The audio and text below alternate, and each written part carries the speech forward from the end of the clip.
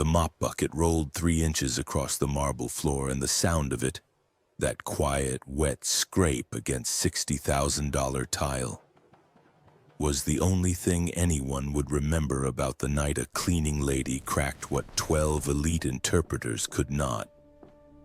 But that came later. First came the silence. It descended on the 47th floor of the Meridian Tower at exactly 11:47 p.m., thick and suffocating, the kind of silence that precedes either a deal or a death. 12 interpreters stood in a loose crescent near the floor-to-ceiling windows that overlooked a Manhattan skyline blazing with the indifference of a city that never asked anyone's permission.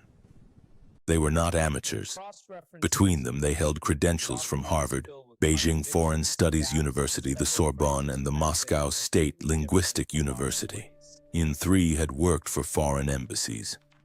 One had once translated a private address by the Secretary General of the United Nations. They were, by every measurable standard, the finest language professionals money could locate on 48 hours' notice. And every single one of them had failed. The encrypted voice message played through the room's embedded speakers for the 4th time, looping with the patient cruelty of something that already knew it had won. It moved through languages the way a river moves through different soils.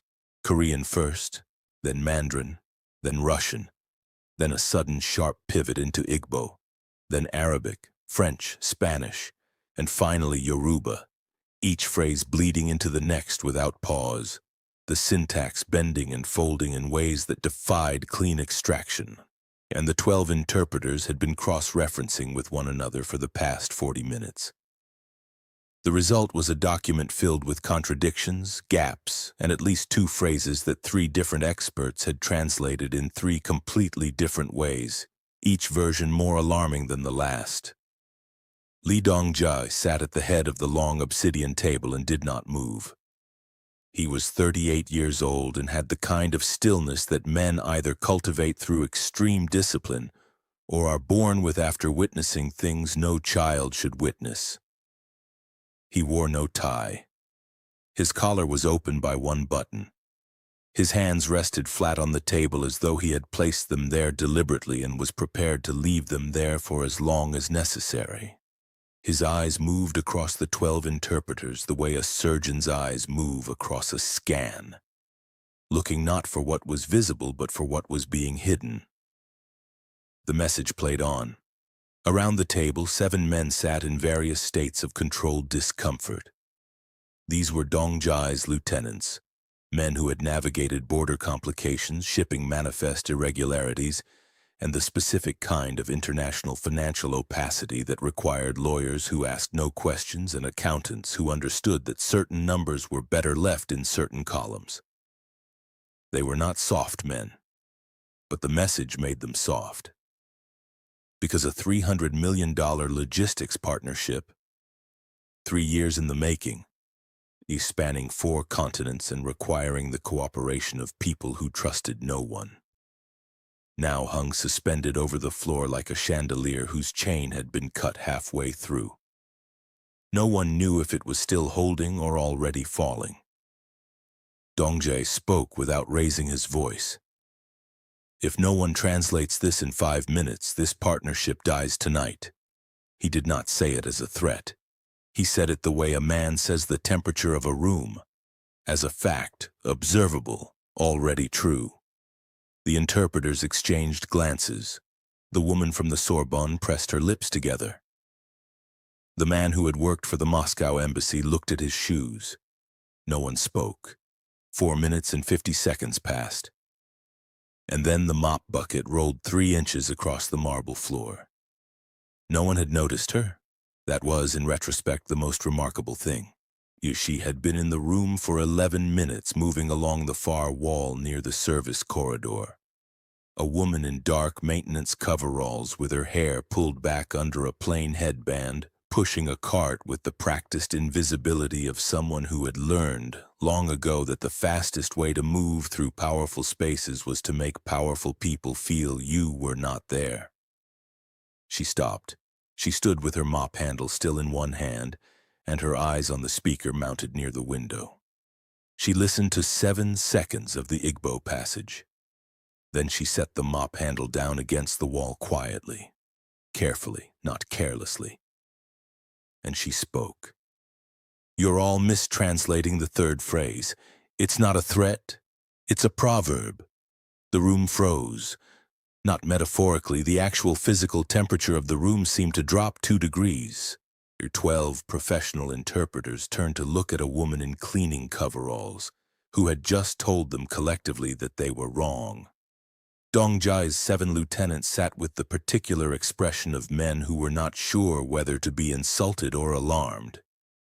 And Dongjai himself, the man who had not visibly reacted to anything for the past 40 minutes, turned his head and looked at her with something that, had anyone been paying close enough attention, would have looked remarkably like fear. The recording played on. She turned her head slightly, still listening, and said nothing else. Dongjai said, "Continue." The word fell into the room like a stone into water, and the 12 interpreters scattered from it in concentric rings of professional humiliation. If you think you know what happens next, stop, and because the real story did not begin in that room. It began 22 years earlier in a village in Enugu State, Nigeria, where a 7-year-old girl sat at the edge of a community radio signal and listened to a broadcast in French that no one around her could understand, and then quietly translated it for her grandmother word by word, her small voice carrying something that the adults in the room recognized even then as something outside the ordinary range of human attention. Her name was Isabella Okiki. Before we go further, if this story already has weight in your chest, you're not watching this alone. Thousands of women are watching this right now, women who know what it means to be underestimated, to be in the room but treated like they're not. If that's you, subscribe right now. Not because we're asking you to click a button, but because this is a space where stories like Isabella's are told with the full dignity they deserve. Subscribe and tell us in the comments, have you ever been the most qualified person in the room and still been invisible? We want to know.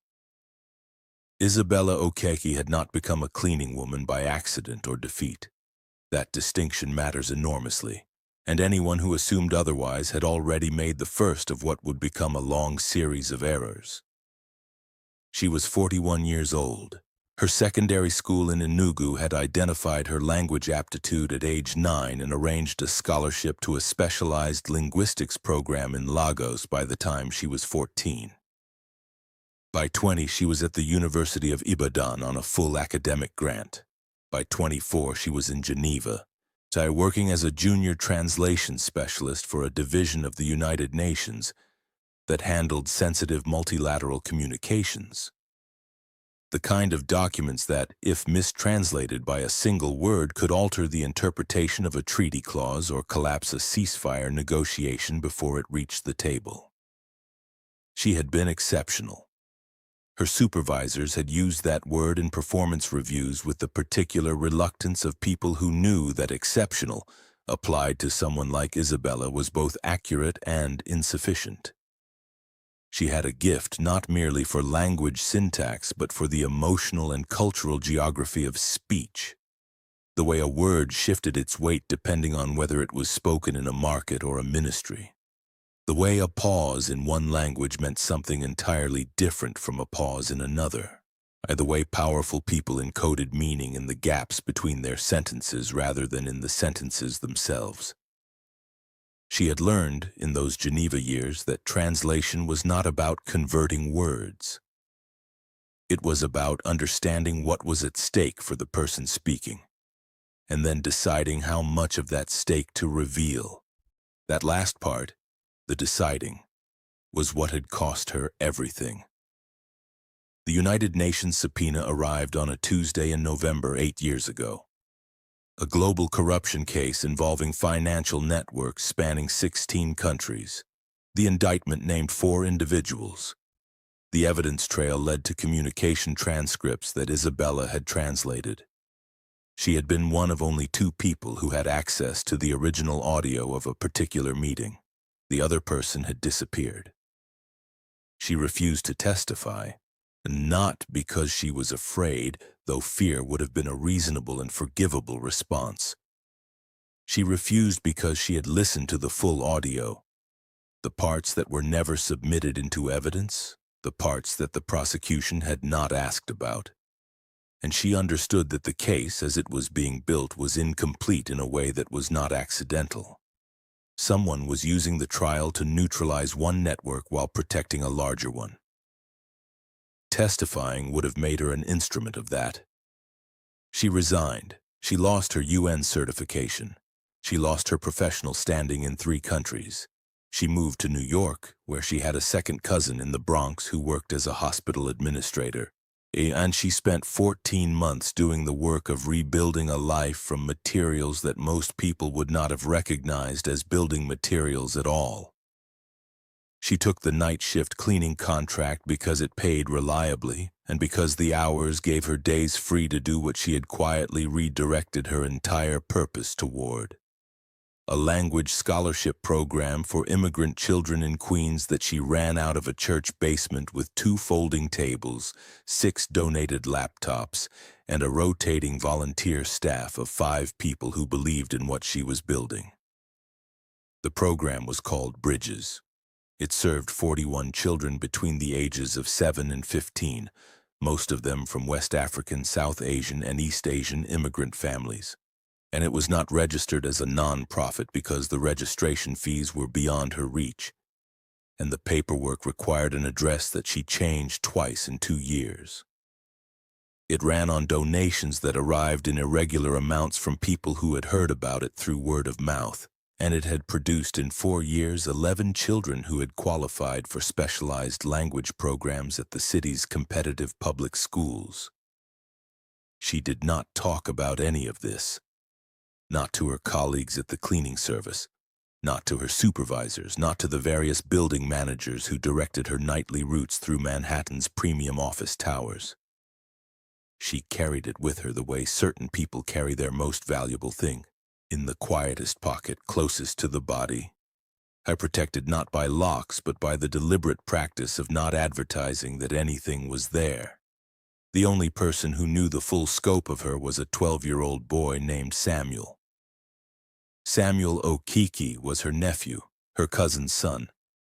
And he was the kind of child who made certain adults instinctively nervous because he listened to everything and forgot nothing and had developed, by age 12, an analytical habit of mind that felt less like childhood intelligence and more like compressed expertise.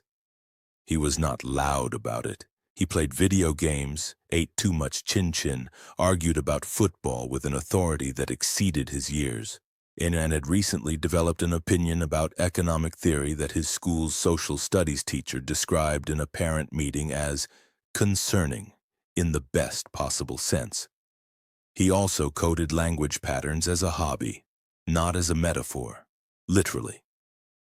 He had built across 6 months a personal database of phonological patterns across 12 languages, tagged by region, socioeconomic register, and generational usage, which he used to identify with increasing accuracy where a speaker had grown up based on a 60-second audio sample. He had not told anyone about this except Isabella, who had looked at the database on his laptop one afternoon and sat quietly for a long moment before saying, "You understand that this is not a hobby, and this is a methodology." Samuel had shrugged in the specific way of 12-year-olds who already know they are right but are waiting for the adults to catch up.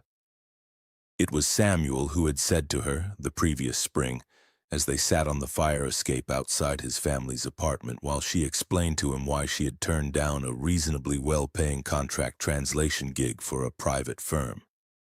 Languages aren't about words. They're about power. You already know that. So why do you keep acting like the power part isn't real? She had not had a good answer then. She was beginning to suspect the universe had arranged tonight as a follow-up question. Back in the 47th floor penthouse, the room had not recovered from those 7 words, You're all mistranslating the third phrase. It's not a threat, it's a proverb. And the interpreter nearest to her, a tall Korean-American man named Jin Seok, who held a dual certification in Busan dialect and Standard Mandarin and had been called the finest simultaneous interpreter in the New York Korean business community for the past 6 years, turned to face her with the expression of someone who has just been told the building is on fire and is uncertain whether to believe the messenger. The third Igbo phrase, he said carefully, contains a verb structure that indicates future conditional harm. Every standard Igbo English grammatical guide supports the threat interpretation. Isabella looked at him with the patient expression of a woman who had learned to be patient in rooms where patience was an act of extraordinary restraint. Each standard Igbo English grammatical guides were written between 1947 and 1981 by linguists who worked primarily with coastal and Onitsha-adjacent dialects, she said. The phrase in the recording uses a verb inversion pattern from the Nsuka-adjacent highlands. In that regional pattern, the same structure is used for proverbs that warn rather than threaten. The distinction is directional. A threat moves toward you, a warning moves with you. This phrase is a warning being offered, not a threat being made. Silence. The Sorbonne woman, whose name was Margot, tilted her head. And you know Highland and Suka-adjacent Igbo how exactly? Isabella said nothing for a moment. Then, I grew up 3 kilometers from the region's eastern boundary. The room did not exactly transform, but something in its atmosphere shifted in the way that atmospheres shift when a fundamental assumption has been quietly removed from underneath them. Dongjai, who had not moved, said, "Replay from the second Mandarin section." One of his lieutenants, a compact man in a dark suit named Mr. Baek, who handled technical operations, touched his tablet. The recording played again. Isabella listened. She moved her lips slightly, not speaking, the way certain musicians move their fingers in air while listening to a piece they are reading internally. Then she was still. "There's a second problem," she said. "The Mandarin section. The phrase that was translated as the arrangement has been compromised, it hasn't. It was translated from a written character pronunciation, but the speaker used the Shanghainese tonal variant for that character, which changes the meaning to the arrangement has been examined. Those are not the same situation." Mr. Beck looked at the Korean-American interpreter. The Korean-American interpreter said nothing. Dongjai said, "What is the significance of that difference?" And Isabella, who had been a professional translator for 7 years and had spent the past 4 years deliberately not being one, understood that she had just stepped across a line that could not be unstepped. She said, "The difference between compromised and examined is the difference between someone having broken into your house and someone having walked past your window. One of those means your security has failed. The other means someone is watching and deciding." Dongjai's eyes did not move from her. "Finish it," he said. She played the recording in her head. She had memorized it by the 3rd loop, an automatic reflex she had never fully managed to suppress. And she moved through the Russian passage, the Arabic, the French, the Spanish, and finally the Yoruba closing phrase, which she delivered in precise translation without inflection, as if reading aloud from a document. When she finished, the room was quiet for 9 seconds. Then Dongjai said, "Dismiss the others." 12 interpreters collected their coats and their dignity, in whatever quantity of each remained available, and left through the service corridor with the specific defeated silence of professionals who have been publicly exceeded by someone they had not considered competition. Jin Seok was the last to leave. At the door he paused, looked back at Isabella once, and then left without speaking. She could not blame him.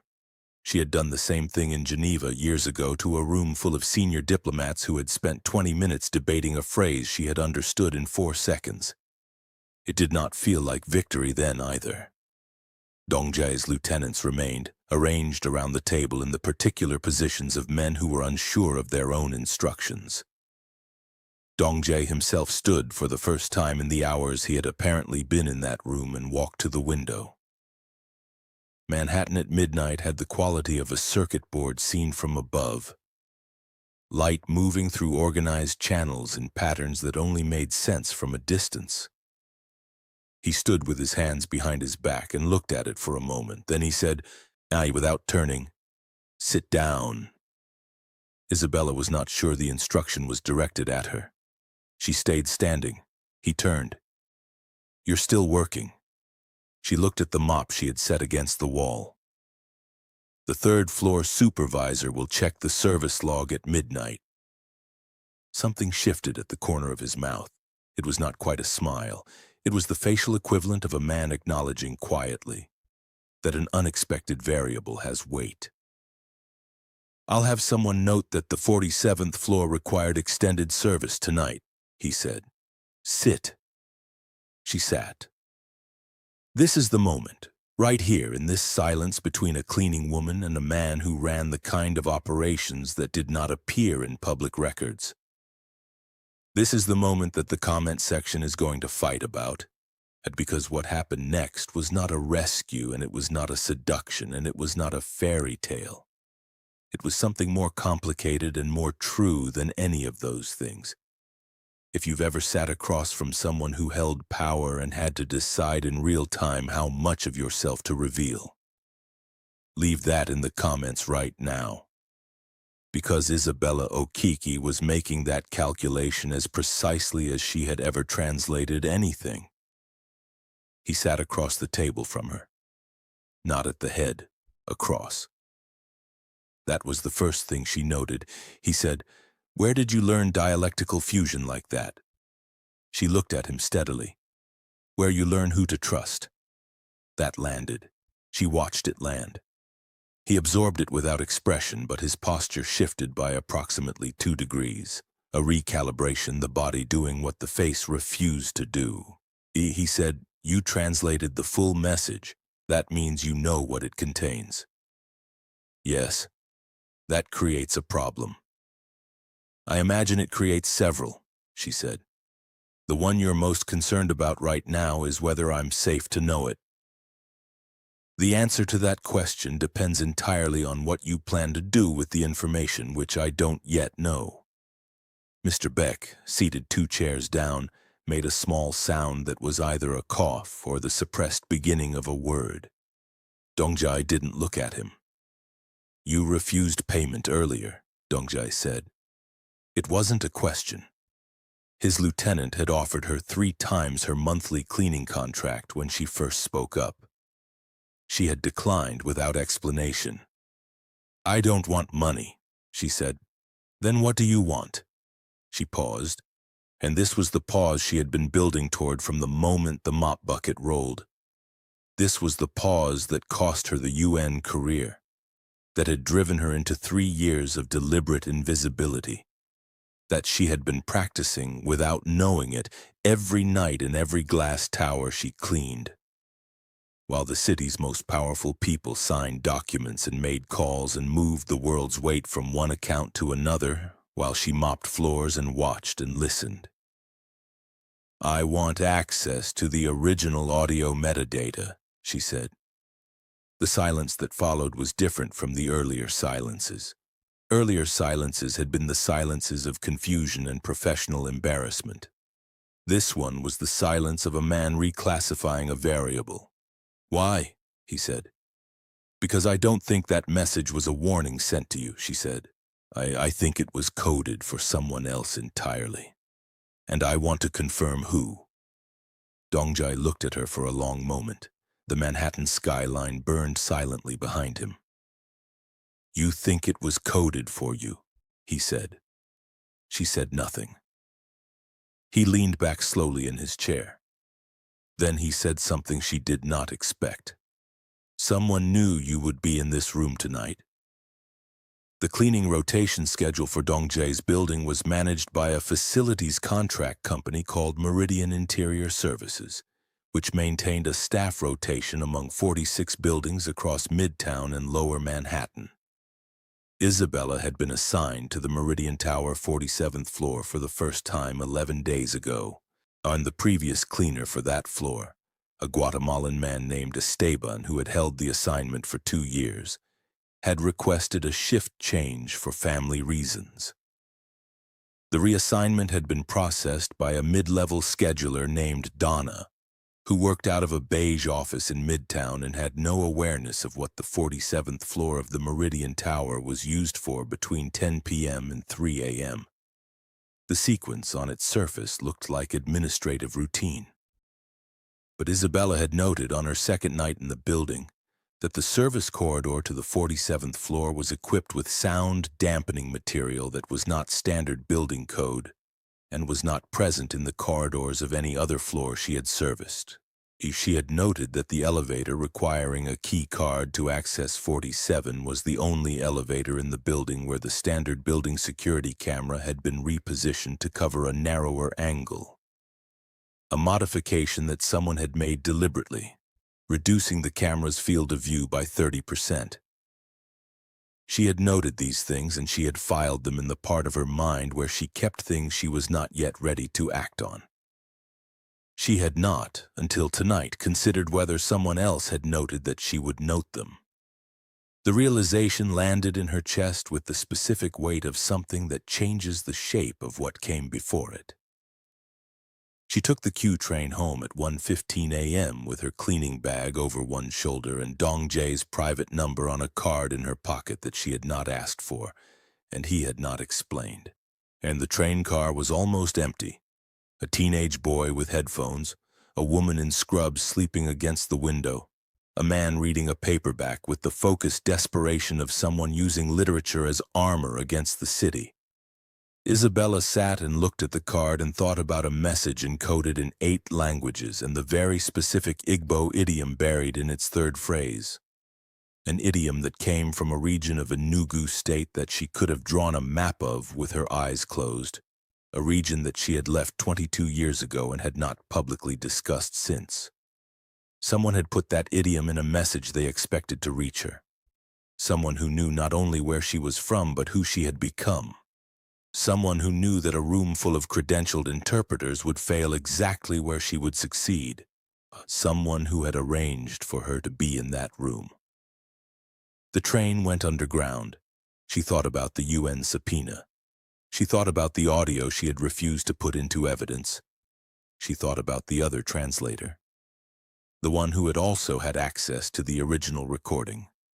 Who had disappeared. His name was Marcus Webb. He was British Ghanaian, 54 years old, former British intelligence consultant fluent in 11 languages, and the only person in her years in Geneva who had spoken to her as an equal from the first conversation, rather than arriving at equality gradually through surprise. He had vanished from a hotel in Singapore 3 months after she refused the subpoena.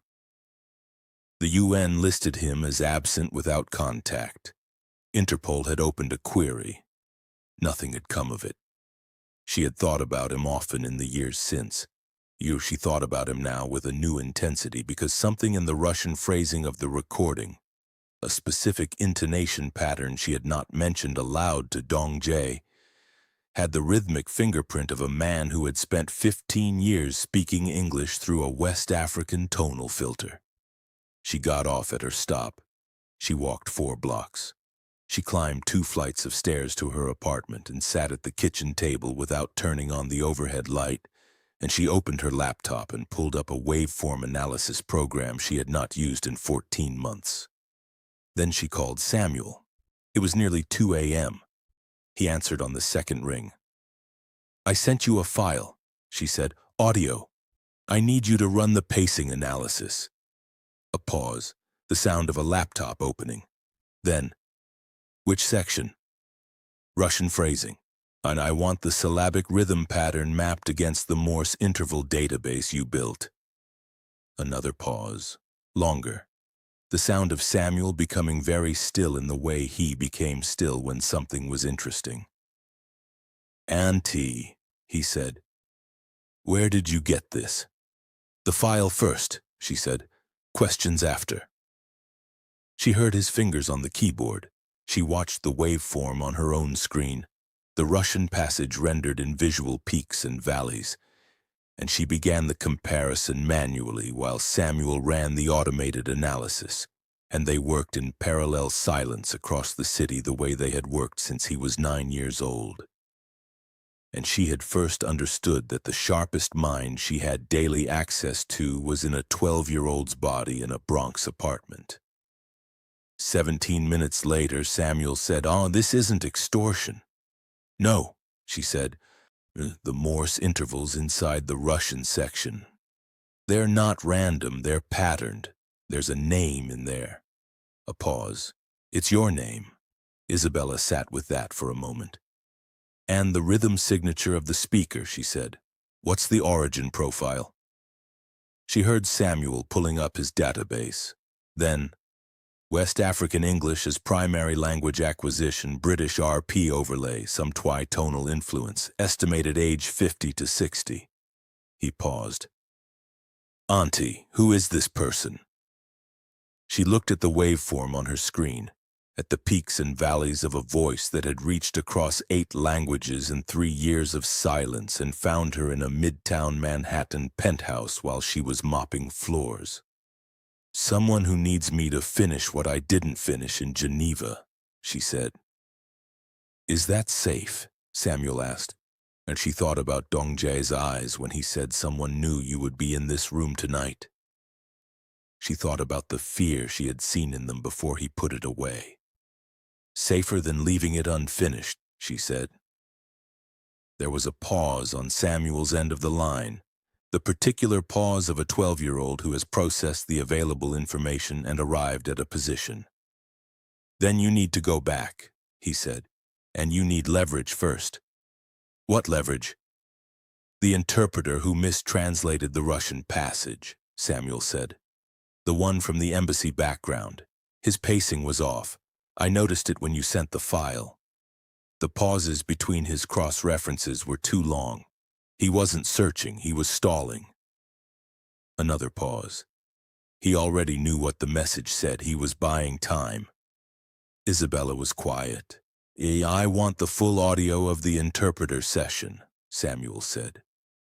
"All 12 of them speaking if you have it. I can run comparative pacing analysis and tell you exactly which one was performing confusion rather than experiencing it." She thought about the room, about the 12 professionals standing in their crescent, about the one who had gone to his shoes when the message replayed. She said, "Jin Seok." Samuel said, "Who?" "Never mind, get some sleep. I'll have the audio to you by morning." She hung up and sat in her dark kitchen with the waveform glowing on her screen. And she thought about languages and power, and about how the most dangerous kind of intelligence was the kind that people had decided in advance that you could not possibly possess. And she thought about a 12-year-old boy who had told her once, and that languages were not about words, they were about power. She was beginning to understand that she had been accumulating power for years without knowing that someone was counting it. The next morning, Dongjae arrived at his office at 6:47 a.m. to find that 3 of his 7 lieutenants had already requested an emergency briefing. He sat through it with the performance of patience he had developed over 2 decades of managing men who processed uncertainty through aggression. And he listened to their 3 separate and largely contradictory recommendations regarding the cleaning woman. And then he said, "None of you." They looked at him. "None of your recommendations are what's going to happen," he said. He stood. "Get the audio logs from last night's session. All of them, including the internal communication channels. I want them analyzed by noon." Mr. Beck said, "Analyzed by who?" Dongjae said, "Not who. What? Pull every pacing deviation in the interpreter cross-references and flag anything over 3 seconds." There was a brief pause. Mr. Beck, who was the most technically sophisticated of the lieutenants and had been with Dongjae the longest, said, "You're looking for a stall pattern. I'm looking for whoever in that room already knew what the message said, Dongjai said. Because if the message was addressed to the cleaning woman and someone planted her in this building, then someone also planted someone in that room to make sure no one else translated it correctly before she had the opportunity. The three lieutenants absorbed this. That means the situation is layered, Mr. Beck said carefully. Everything is layered, Dongjai said. That's what last night was. A test with a structure. Someone arranged the failure of 12 interpreters as a backdrop. The woman was the foreground. The foreground was always the point. He moved to the window. Below, Manhattan was beginning its morning performance of organized urgency. Someone wanted me to see her, he said. The question is whether they wanted me to see her as an asset or as a warning. He thought about the moment she had said, "You are being watched by someone who thinks you're predictable." He had not told his lieutenants about that particular exchange. He had not told them because in 20 years of operating in spaces where every statement was a vector and every silence was a position, no one had ever said anything to him that had reached through the professional surface and touched something that felt like... He searched for the word, exposure. He had been predictable. In specific ways he had not examined because the framework he operated within rewarded predictability of a certain kind and penalized deviation. He had made decisions in the past 14 months that he would now, with the clarity of a single night's new information, classify as decisions that someone had anticipated and used. He was not the architect of the current situation. He had thought he was. The realization was not comfortable. He allowed it space rather than suppressing it, because suppressing it would mean misreading the field, and misreading the field in this situation carried a category of consequence he was not prepared to manage. And he picked up his phone and called the number he had given her. It rang twice. Then, "Mr. Lee." She had saved his number immediately. He had not given her his name. "How did you know who this was?" he said. "You're the only person who would call this early," she said. "The others would wait until business hours to seem normal." A pause. Then, "I need the metadata analysis. How soon can you have it?" "I already have part of it," she said. "But I need to share something with you before we continue." "Go ahead." "The person who sent the message, the voice. I know who it is." The pause on his end lasted 2 full seconds, which was, for Dongjai, the equivalent of a flinch. "Who?" he said. "Someone I worked with in Geneva," she said. "A former intelligence analyst. He disappeared 3 years ago during an investigation into Korean financial networks." Silence. "He's not dead," she said. "And the message wasn't sent to compromise you. It was sent to warn you." She paused. "You're being set up. Someone inside your operation altered contract language over the past 8 months. The message tells you where the proof is hidden, in the phrasing variations of 3 specific documents. Your analyst would need to know what to look for." The silence that followed had a different quality than his earlier silences. This one was the silence of a man whose model of the past 8 months was being rebuilt in real time. He said, "Who altered the contracts?"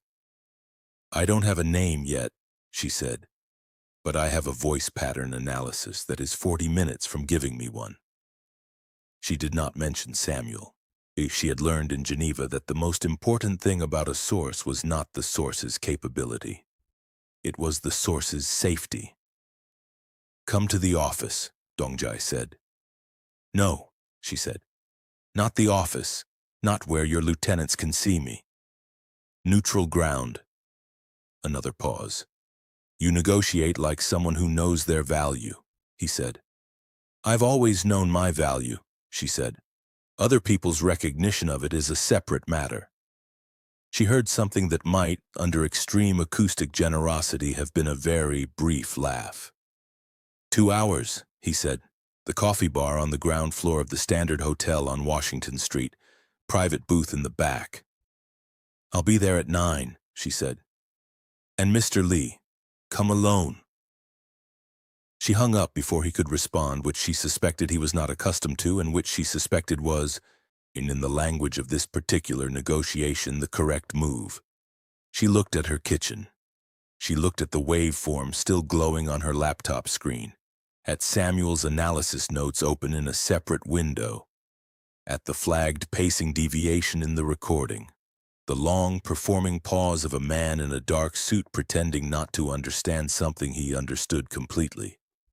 She thought about Marcus Webb, alive somewhere and building a message in 8 languages like a man placing stones across a river, trusting that the right person would know how to read them as a path. She thought about 12 interpreters standing in a crescent, collectively unable to see what she had heard in 7 seconds. She thought about the word invisible, and about how it was a word that the powerful used to describe people they had decided not to look at. And she closed the laptop. She went to her closet. She pulled out not the cleaning coveralls, but a dark linen blazer and a dress she had bought 2 years ago and worn twice. She dressed methodically with the care of someone preparing not for a meeting, but for a declaration. Then she called Samuel one more time. "The pacing analysis," she said. "Which interpreter?" A pause. "The tall one," Samuel said. Korean-American, soul-educated. He stalled on the Russian passage for 4.3 seconds. Everyone else was under 2. He wasn't confused. He was waiting. She nodded, though Samuel couldn't see it. "One more thing," she said. "If I'm not reachable by noon today, call the number I'm going to text you right now and read them this message exactly. Marcus was right about the documents. The proof is in the variants." "Auntie," Samuel said quietly, "are you in danger?" She picked up her bag. She looked at her apartment, the folding table in the corner covered in Bridges program schedules, the stack of donated linguistics workbooks, the photograph of her mother on the shelf above the radiator. "Not yet," she said, "but I'm about to step into a room where the wrong word could make it otherwise." "Then say the right words," Samuel said. She smiled, the first real smile of the past 12 hours. "That," she said, "is something I have never had trouble with." The Standard Hotel coffee bar at 9 in the morning had the particular atmosphere of a place designed to make powerful people feel comfortable being seen not working. The lighting was warm and deliberately indirect, and the booths in the back were upholstered in dark leather and positioned with enough distance from one another that a conversation conducted in a moderate tone would not carry.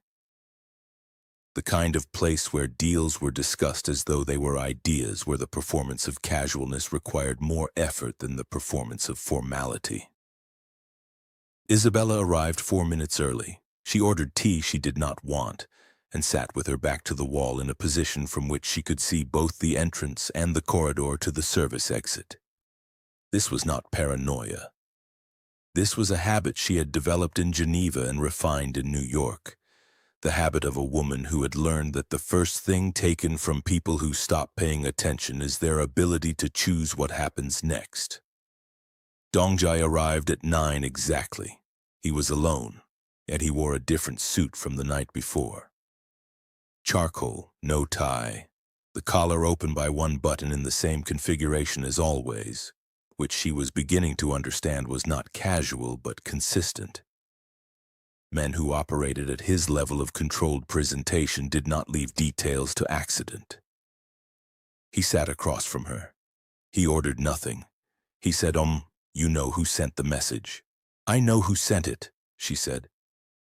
"I don't know yet why he chose this moment, or this city, or this deal specifically." "Tell me what you know." She looked at him steadily. "Tell me first what you know about a company called Vantage Meridian Capital." The shift in his face was microscopic and real. The kind of response a person produces not when they hear an unfamiliar name, but when they hear a familiar name in an unexpected mouth. It's an investment firm, he said carefully. It's a multilateral influence structure, she said. It has registered entities in 7 countries, controlling interest in logistics networks across 3 continents, and a pattern of appearing in financial backgrounds of operations that later experience what the press describes as internal restructuring. But what actually constitutes a hostile absorption? She paused. They've been positioning inside your supply chain for 14 months. The contract alterations I mentioned. Those alterations redirect a portion of your logistics revenue into subsidiary accounts that feed upward into a Vantage Meridian holding entity. Dongjae was still. You're not the target, she said. You're the mechanism. When the financial irregularities are eventually surfaced, and they will be surfaced, each because Vantage Meridian will surface them when the timing suits them. The documentation will show your signature on the altered contracts. The liability will land on you. The absorbed network will transfer cleanly to their structure while you are managing an international financial fraud investigation. She watched him process this. She watched him do it efficiently, without visible emotional response, which told her that some part of him had already suspected the shape of what she was describing, had been sensing the edges of it without yet being able to name it. The person who sent the message, he said. He knew all of this. He's been tracking Vantage Meridian for 3 years, she said. Since before he disappeared, he went underground because they identified him as a threat. He's been building the evidence case in isolation. She paused. He needed an independent translator to confirm the document variance analysis, someone who could interpret the encoded language in the message and who had no connection to any of the existing networks, someone who couldn't be traced back to him. Dongjae said, "He chose you. He chose me," she said, "because he trusted my analysis and because he knew I would recognize his voice." "How does he know you're not connected to Vantage Meridian?" "Because 3 years ago they offered me money to testify in a way that would have served their interests," she said. "I refused. My UN career ended as a consequence. That refusal is a matter of record. It was the credential he was relying on." Dongjae looked at her for a long moment. "You lost everything for a refusal," he said. "I lost a position," she said. "That's not everything." Something moved behind his eyes. Not sentiment. Something more precise than sentiment. The recognition one strategist extends to another when the quality of their previous decisions becomes legible. He said, "The altered contracts. Where is the proof?" "The variance is in the phrasing of 3 contract clauses. Specific word substitutions that look like translation errors but are actually deliberate meaning shifts. In the original Korean, the clauses have one legal implication. In the versions that were submitted for execution, the phrasing has been adjusted in ways that change the liability assignment.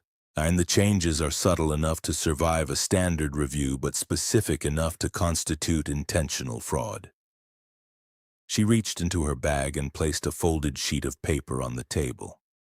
"The clause references and the specific phrasing variations are there. Your legal team would need the original and executed documents side by side to confirm." He picked up the sheet without looking at it and put it in his jacket pocket. "My legal team," he said. "You're trusting me to handle this internally." "I'm trusting you to handle it strategically," she said. "Which is different. Internal handling implies loyalty management. Strategic handling implies understanding that the exposure of this situation, if done correctly, eliminates Vantage Meridian's leverage entirely and positions you as the party who identified and corrected the fraud rather than the party who committed it." He was quiet. "You could," she said, "take this information and protect yourself and close the door. Or you could work with what Marcus built over 3 years and finish dismantling what Vantage Meridian is doing across multiple networks, not just yours." She looked at him. The first option solves your problem. The second option prevents the same problem from happening to the next person they target, which based on their expansion pattern will happen within 18 months. He said, "You're asking me to cooperate with a man who went underground during an investigation into Korean financial networks. In that investigation had my name in it." "It had your logistics firm's name in it," she said. "Because Vantage Meridian's previous operation ran the same play on a smaller scale 3 years ago using your infrastructure as the visible layer. Marcus identified it then. He was eliminated before he could act. He's been building the comprehensive case since." She paused. "The investigation that the UN ran was partially constructed by Vantage Meridian's legal team. It was designed to implicate people they wanted removed, not to find the actual source." Dongjai looked at the table for a long moment. Then he looked at her. "You have been living in New York cleaning offices," he said. "While knowing all of this." "I knew some of it," she said. "Last night filled in the rest." "Why didn't you?" "Because I had no proof, no platform. You and no ally," she said. "And because the one time I tried to act without all three, I lost everything I had built and nothing was corrected." She held his gaze. "I wasn't waiting for rescue, Mr. Lee. I was waiting for a complete hand." He sat back. He looked at her with an expression she had not seen from him yet. Not the calculating analysis, not the controlled fear, not the performance of patience. Something more direct than any of those things. "What do you want from this?" he said. "Here it is. The question underneath every other question in this entire story. And here is where the comment section needs to pay attention, because what Isabella says next is what separates women who play small from women who play true. And if you have ever been in a room where someone finally asked you what you actually wanted, and you had to decide in that moment whether to answer honestly or give the safe answer, put a 1 in the comments right now. Because this moment is real. And if this story is speaking to something you've lived through, this community was built for you. Subscribe, stay. The women in these comments will see you." Isabella said, "I want the funding secured for my language academy. Full nonprofit registration, 3 years of operational budget, a facility in Queens that isn't a church basement, and a permanent staff of 4. She didn't blink. "And I want Marcus Webb's safety guaranteed. He comes out of hiding with full documentation, and you use whatever remains of your operational capacity to ensure that the people who disappeared him 3 years ago cannot reach him while the case is being finalized." Dongjai said nothing for a moment. Then, "That's it. That's it. Not a position in my organization. No. Not financial partnership. No. You're asking me to fund a children's language school and protect a man who was investigating me. I'm asking you to fund 41 immigrant children's futures and protect a man who was investigating the people who were using you," she said. "The distinction matters." He looked at her for a long time. Then he said, "I need to verify the document variants before I commit to anything." "Of course," she said. "That will take my legal team 48 hours. I'll be available." He stood. He looked down at her with an expression she could not fully read and decided she did not need to. "One more thing," he said. "The interpreter. Jin Seok." "He was placed," she said. "He knew the message content before the session. His function was to stall translation long enough to establish that the message was untranslatable, so that any decision made on the basis of it would be delayed or dismissed." She paused. "He'll try to leave the city within the next 24 hours once he realizes the session produced a result he wasn't authorized to allow." Dongjai said, "How confident are you?" "In the pacing analysis? 100%. She paused. "In the source of the analysis?" and he's 12 years old and has never been wrong. The expression that crossed Dongjai's face at that information was the closest thing to genuine human surprise she had seen from him. And she found unexpectedly that she liked him slightly for it. He left. She finished her tea. She looked at the table where he had sat and thought about 41 children in a church basement who did not yet know that the next chapter of their education had just been negotiated over a cup of tea that nobody drank. Jin Seok booked a flight to Toronto at 11:20 that morning. He did not make it to the gate.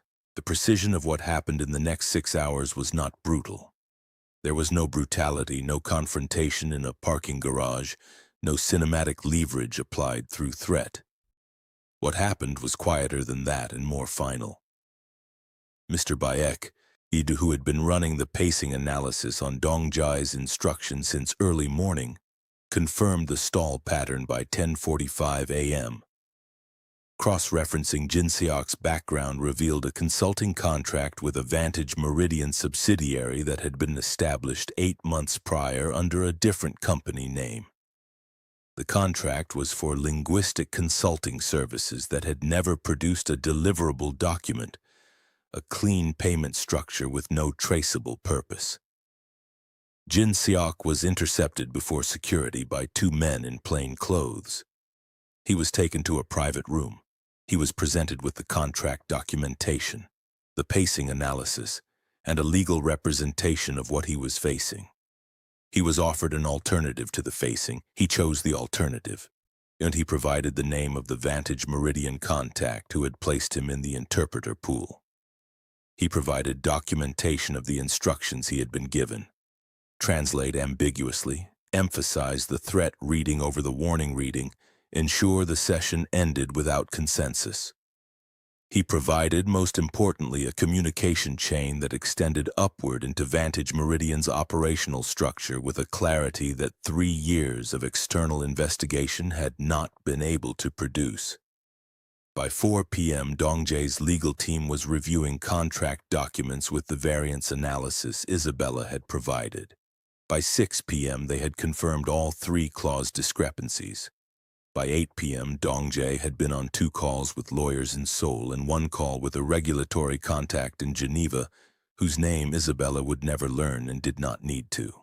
And he called her at 8:47 p.m. "The variance is confirmed," he said. She was at her kitchen table helping Samuel map the full Morse pattern in the recording, building toward a complete extraction of whatever secondary message Marcus had embedded in the rhythmic structure. "I know," she said. "You knew before I called." "I knew the variance was there," she said. "I was waiting to hear what you decided to do about it." A pause. "I've authorized the academy funding.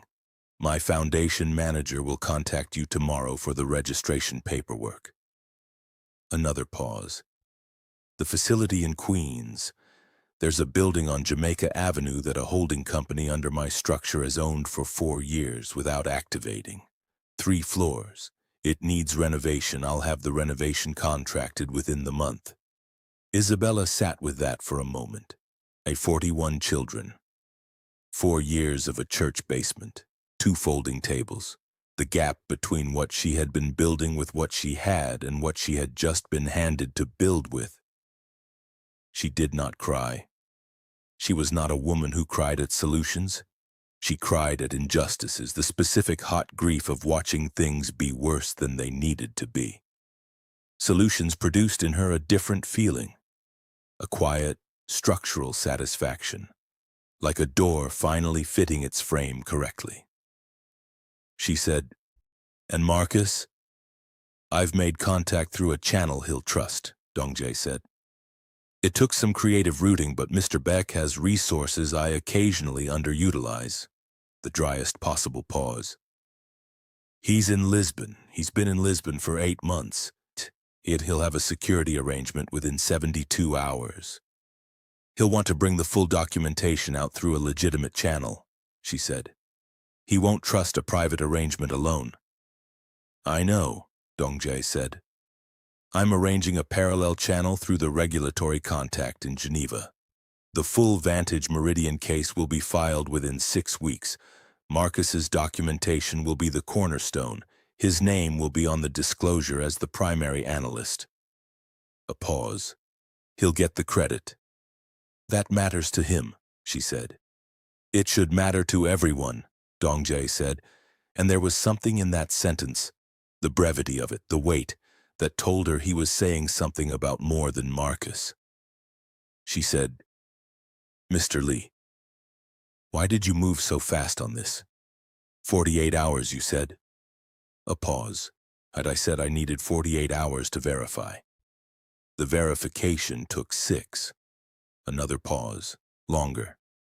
I'm moving fast because someone spent 3 years building a case in isolation in Lisbon to protect an operation that had been abusing his work for years, and a woman who knew enough to destroy everything chose instead to explain it, and a 12-year-old identified a planted operative using audio pacing analysis. He stopped. When people like that are moving, the correct response is to move with them. Isabella looked at Samuel across the table. He was staring at the waveform on his screen with the concentration of a bomb disposal technician, unaware of being referenced in a phone conversation between a Korean logistics operator and his aunt. Unaware that the correct response remark had just made her chest do something unexpected. There's a secondary message in the Morse layer, she said. Samuel is extracting it now. It will take another hour. When it's complete, I'll send you the full translation. I'll be awake, Dongjae said. She said, one last question. The building where you placed me, the 47th floor. You didn't know I would be there. Someone arranged it without your knowledge. That means someone in your facilities chain has Vantage Meridian connections you haven't identified yet. A long pause. Yes, he said. I had arrived at the same conclusion. The scheduler, she said. The reassignment that put me on that floor. Pull the communication records for whoever processed that reassignment. John, you'll find the connection. How do you know it was the scheduler?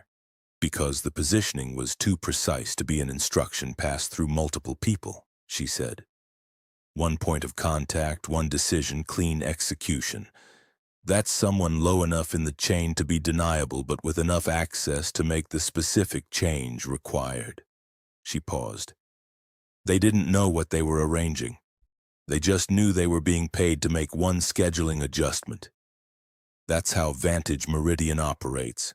Fragmented instructions to people who never see the full picture.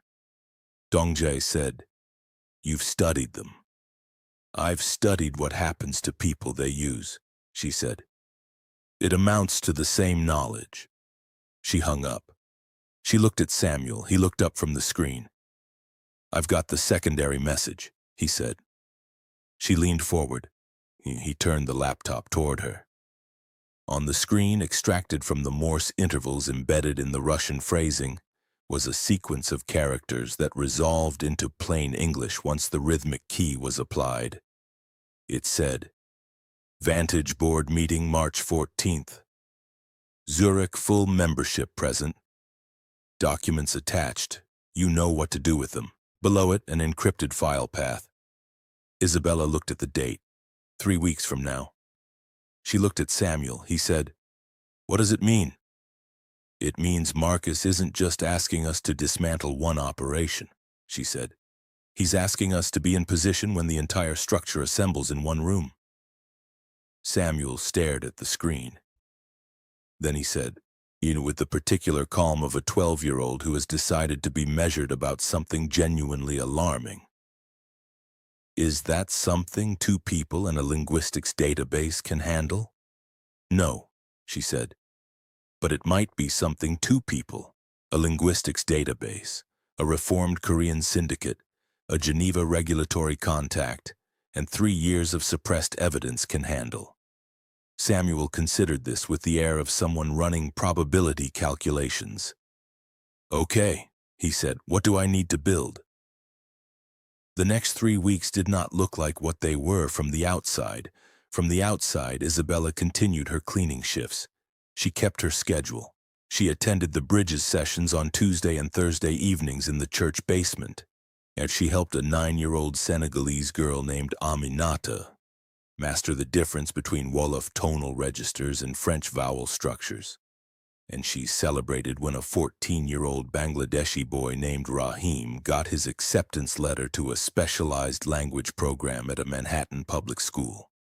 And she did not tell any of them what was being built on the other side of their lives, because the most important thing about foundation work is that the people standing on it don't need to know what's underneath to benefit from it being solid. From the outside, Dongjai conducted business. He attended meetings. He signed documents. He had 3 conversations with his legal team that his lieutenants knew about and 2 that they did not. He funded a children's language academy through a foundation disbursement that Mr.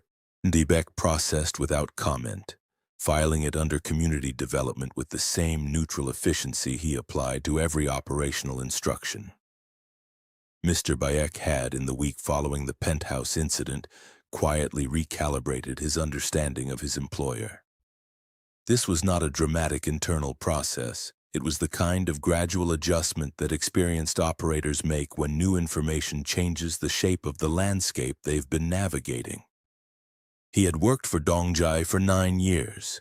He had classified him accurately, he had believed, as a man who valued intelligence over almost every other human quality and who expressed that value through a ruthlessness about inefficiency that could look from certain angles like the absence of warmth. And what he was revising was the assumption that the ruthlessness was the point rather than the instrument.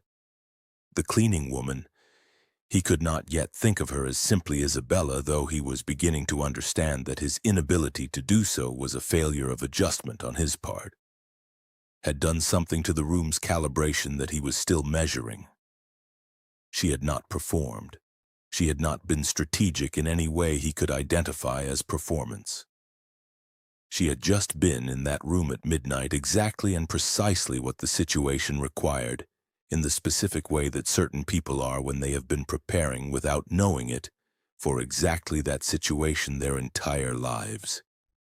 He found himself on a Wednesday afternoon pulling up the Bridges program website that Isabella had built on a free hosting platform and reading through the program description with the same analytical attention he brought to financial documentation, and then sitting back and thinking about his own daughter, who was 7, and who had started her school year in a Montessori in the Upper East Side that cost more per month than Isabella's entire program annual budget.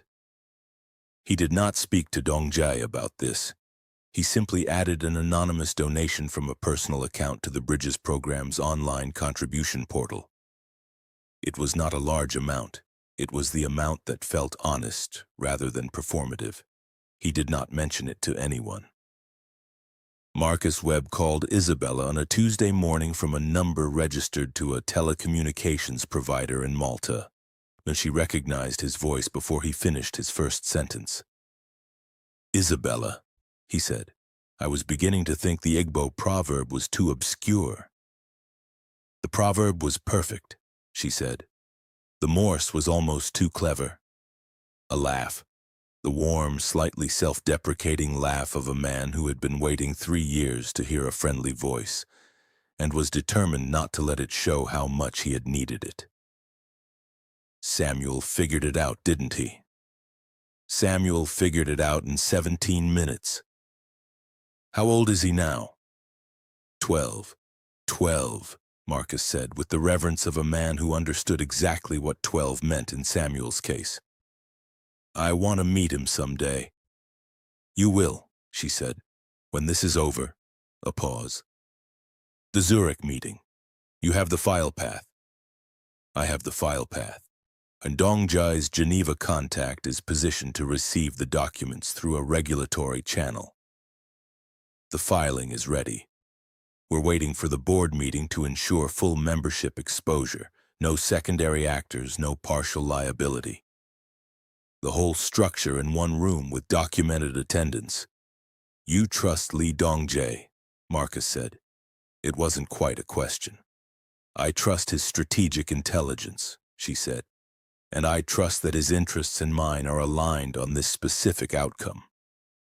A pause. You didn't know him, Marcus. You knew the shell of the operation they were using him for. He's not what the investigation framed him as. I know, Marcus said quietly. I know that now. I knew it toward the end, but I ran out of time to document the distinction. A pause. Isabella, I'm sorry for what it cost you. The subpoena, the career. Don't, she said. I made my choice with the information I had. I'd make it again. She paused. And what I've built since, Marcus, you would love it. There's a 9-year-old in the program who is learning her 4th language. There's a 12-year-old running pacing analysis that intelligence professionals haven't thought to build. What I've made with what I had left, it's not less than what I lost. It's different, and some of it is more. A long silence on the line. Then Marcus said, languages aren't about words. She smiled. They're about power. You taught him that. He taught himself. I just made sure the space was safe enough for him to think in. March 14th arrived on a Thursday, in Zurich at 9 a.m. local time. The 11 members of Vantage Meridian Capital's board convened in a private meeting room at a financial institution whose name would not appear in the initial press reporting. They had gathered to ratify a set of expansion decisions that would have extended their influence structure into 3 new markets and consolidated the absorbed networks of 4 previous targets. The meeting had been planned for 6 months. The documentation had been prepared by a legal team in 3 countries. At 9:14 a.m., before the first agenda item was completed, a regulatory filing was submitted simultaneously to the Swiss Financial Market Supervisory Authority, the Financial Conduct Authority in London, and the Securities and Exchange Commission in the United States. The filing was 57 pages, and it documented 3 years of evidence compiled by a former UN intelligence analyst named Marcus Webb, cross-verified by a financial variance analysis of executed versus original contract language, supported by communication chain documentation obtained through cooperation with an affected party and submitted through a licensed regulatory representative in Geneva. The 11 board members learned of the filing at 9:31 a.m. The meeting did not continue. Isabella found out at 10:47 a.m. New York time via a message from Dongjai that contained no words. Only a single character, a period, the punctuation of a sentence that had been building for 3 years finally arriving at its end. She was in the church basement at the time, sitting across from Aminata and reviewing French vowel diagrams. She looked at the message. She put the phone face down on the table. She looked at Aminata. Again from the top, she said, this time without the Wolof tonal drop on the open vowels. Aminata grinned, a 9-year-old's grin, all teeth and complete confidence, and began again. The renovation on the Jamaica Avenue building was completed in 6 weeks. It was faster than expected because Mr. Bayek had selected a contractor with an unusual commitment to deadlines, which was a professional quality Mr. Bayek appreciated as a matter of personal principle. The building had 3 usable floors, 14 rooms of varying sizes, a kitchen, 2 bathrooms, and a lobby area that the contractor had fitted with warm lighting and a painted wall mural that a local artist from the neighborhood had executed over 3 weekends. And the mural depicted hands open and reaching from different directions, holding not objects but letters. Characters from a dozen different writing systems overlapping into something that was not quite any single script and was somehow readable anyway. Samuel had described the concept to the artist. He had done it in terms of waveform interference patterns, the way 2 sound waves could overlap and create something neither wave contained on its own. The artist had listened to him very carefully for 20 minutes, then said, "So beauty lives in the collision." Samuel had considered this. "In the productive collision," he said. Not all collisions are productive. The artist had smiled and picked up a brush. The Bridges Language Academy opened on a Tuesday in late April. 41 students, 4 staff members, and the 3 classrooms operating simultaneously. A small library of donated linguistic texts, and a new laptop for every child in the program purchased through the foundation disbursement. Isabella stood in the lobby and looked at the mural and thought about a church basement and 2 folding tables and the years of building something from the edge of nothing. And she thought about a penthouse 47 floors above Manhattan and a mop bucket rolling 3 inches across marble floor. And she thought about the way the world categorized people. This one is powerful. That one is invisible. This one matters. That one is the background. And the staggering, persistent incorrectness of those categorizations. She thought about Marcus Webb, who was in Geneva cooperating with the regulatory process, sleeping in a hotel with a security arrangement organized through channels she had never needed to know the details of. He had called her the previous week and they had talked for 2 hours. About Geneva, about the UN, about the investigation, about what came after. About whether there was a version of their old work that was possible now, from outside the institutional structures that had both enabled and failed them. There might be, she had said, there might be something they could build together that was neither fully inside nor fully outside the existing structures, something that operated in the space between official capacity and independent action that certain situations required, and no existing institution adequately addressed. They had agreed to discuss it further. She thought about Dong Jai, who had called her the week before the opening to tell her the Academy's registration had been processed and the endowment structure was finalized, and who had said at the end of that call, in the tone of a man making a formal record of something, "What you did in that room, the first moment when you spoke, I want you to know that I understood what that cost." She had said, "It cost me nothing. I was already paying rent on knowledge that deserved to be used."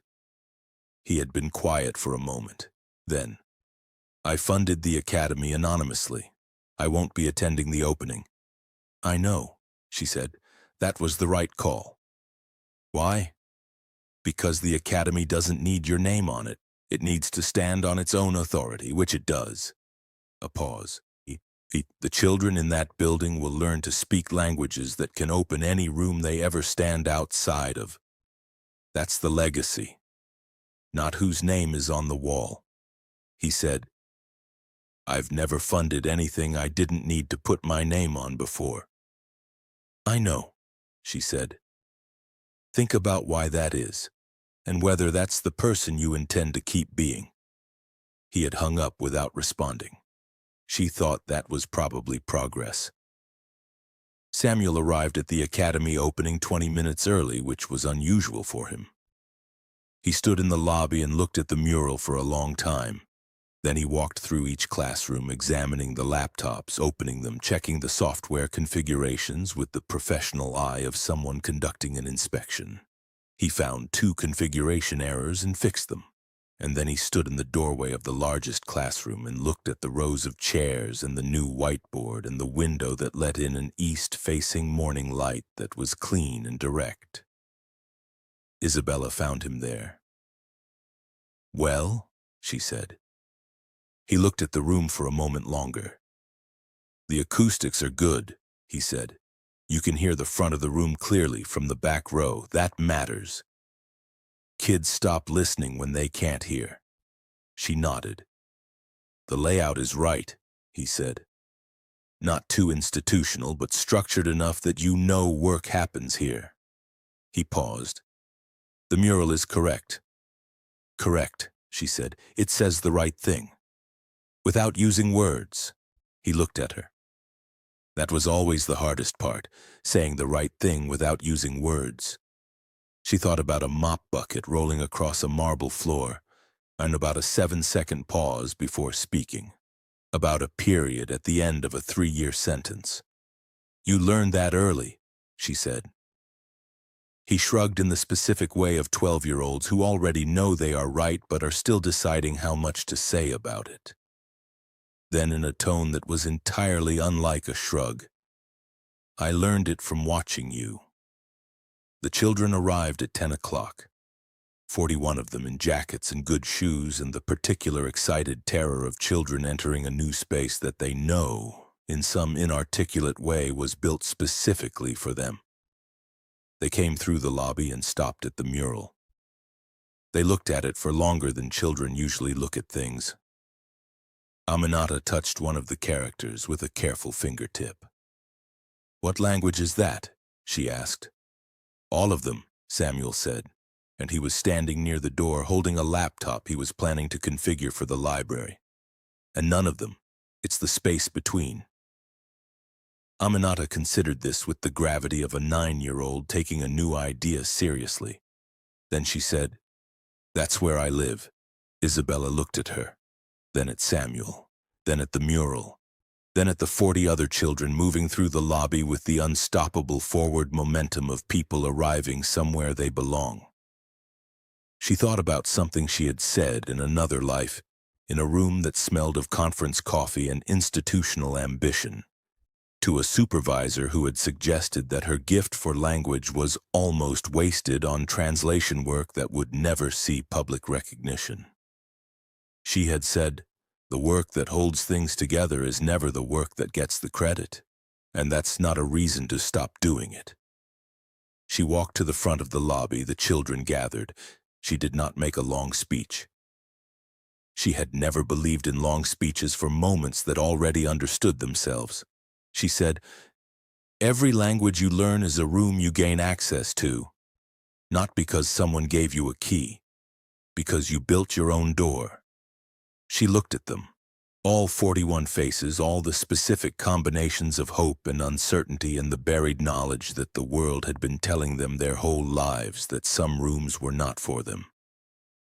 No one in this building will ever tell you that any room is not for you. That is the first and last rule. 41 children looked at her.